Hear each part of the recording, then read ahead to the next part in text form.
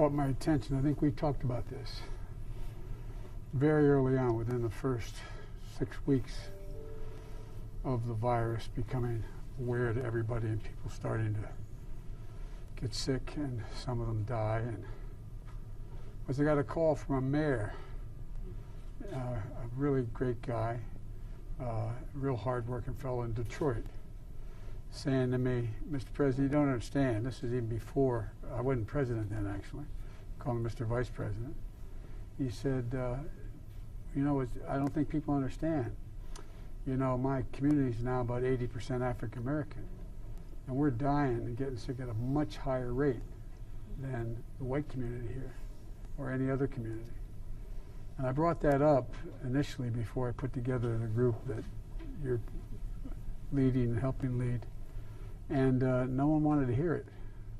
And remember, we had trouble getting your predecessors to track it, but what you're doing really makes a difference.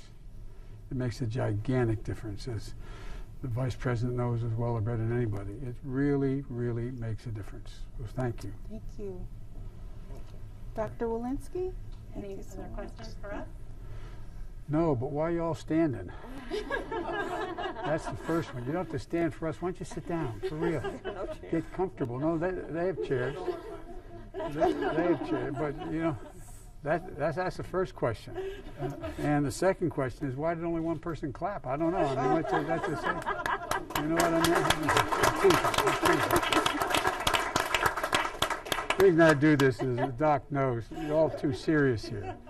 We owe you a gigantic debt of gratitude, and we will for a long, long, long time, because I hope this is the beginning and the end of not paying attention to what's going to come again and again and again and again. We can build all the walls we want. We can have the most powerful armies in the world. But we cannot stop. We cannot stop these viruses, other than be aware where they are and move quickly on them when we find them. And the one thing that the reason I am so happy to have been able to, anyway, to have Doc here, is that science is back. No, all kidding aside, think about it. For the longest time, not just as it relates to CDC, but science was viewed as sort of an appendage to anything else we were talking about. But it's back. And I just want you to have some confidence that it's not only are the Vice President and I and the whole team and the whole COVID team writ large committed, but the American people have moved. The American people have moved. This is a bipartisan effort now. Now, it isn't showing itself in the way senators and congressmen vote, but the public, we were talking about it on a helicopter, on the airplane. The public, in a bipartisan way, when I came up with this $1.9 billion for this whole COVID and the economic relief side of it as well, we were told that it could never pass. We'd never get any help. Well, we didn't get any help in the Senate or the House, but you have 55% of the Republicans in America supporting it. You have 90-some% of the Democrats, 80-some. The point is, the public is thankful to you because it's about science. That's what they understand. They understand. And we're not going back to the old days. Even if tomorrow the whole administration changed, I think you've changed things. You've changed them in a way that are going to make everybody healthier in this country. And when we have a crisis, you're prepared to meet it because you speak truth and science to power. And that is the power. So all the folks listening, I guess you said there's hundreds or if not thousands of people listening. Yes. Thank you, thank you, thank you, thank you, thank you. There's an entire generation coming up that is learning from what you've done. I don't just mean learning about how to deal with a virus. Learning about it makes a difference to tell the truth, to follow the science, and just wherever it takes you, and just be honest about it. And that's what you've all done. So we owe you a debt of gratitude of all the lives you've saved. I carry in my pocket, as Doc knows, my schedule. On the back of my schedule, I have listed every single day with the exact number of people who have died from COVID the day before, for cumulative, we're at 535,217 dead as of last night. It's got to stop, but you're slowing it. It's stopping. Yes. And it really, really matters. That's more people than have died in all of Americans, all of World War I, World War II, the Vietnam War, and 9/11 combined in a year. In a year. And you are the Army. You're the Navy. You're the Marines. You're the Coast Guard. I really mean it. This is a war.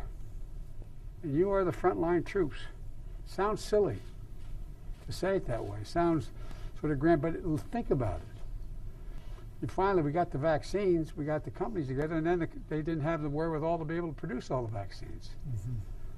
So there's a thing called the Defense Production Act. As president, I'm allowed to enforce it. So I had people saying, stop making that and start making these. Mm-hmm. We put together, did you ever think you'd see the day, because you've all been involved in medicine, see two major drug companies cooperate for the good of the country? One come up with a drug, and the other say, well, we'll manufacture for you. Mm-hmm. So what you're doing really, really, really matters, not only, and I'll end with this, not only in saving lives, but changing the mindset of the country. Changing the mindset of the country. And it's affecting everything. Not just affecting people's health, it's affecting their attitude. The attitude about what we can do as a country. Everybody thought that I didn't quite understand when I announced that we had over 100 million shots in less than, you remember when I said my goal was to have 100 million shots in people's arms in the first 100 days as president? And everybody said, oh, that sounds, yeah, right. Now he should have been more, why didn't they say more? You know what I mean? But here's the point. The point is that it is changing the way we look at a whole range of things. And when I announced it, everybody but the vice president wondered why. I also pointed out that we landed a rover on Mars at the same time. Because this is the United States of America, for God's sake. There is nothing we cannot do when we do it together. And that's what you're showing everybody. So I came to say thank you. I really mean it. I have a whole lot of nice notes on here about the science, but I came here to say thank you. Yeah. Because you're changing the psyche of the country. You're saving lives. You're saving lives. But you're changing the psyche of the country. And this is, as I said, it's not being, I don't think we're being chauvinistic about our country, but this is, think about it. We're the only country in the world that is, every time we've gone into a crisis, have come out stronger immediately after the crisis than when we went in before the crisis. Think about it. That's who we are. Closing comment. I was at Xi Jinping in China. I spent more time with him, I'm told, than any world leader, because when he was vice president, I was vice president. His president and mine wanted us to get to know one another because it was clear he was going to become the president. I traveled 17,000 miles with him in China, in the United States, and in Asia generally, and met with him, I guess, they tell me 24, 25 hours alone, just me and an interpreter, and he and an interpreter. And by the way, I handed in all my notes. Minor point. But all kidding aside, he asked me, we're on the Tibetan Plateau, he said to me, can you define America for me? And I said, yeah, in one word, and I mean it, one word, possibilities. Possibilities. That's what you guys believe in, possibilities, based on science and hard data. And so I just thank you for not only your intellectual skills, but your heart, your determination. Thank you.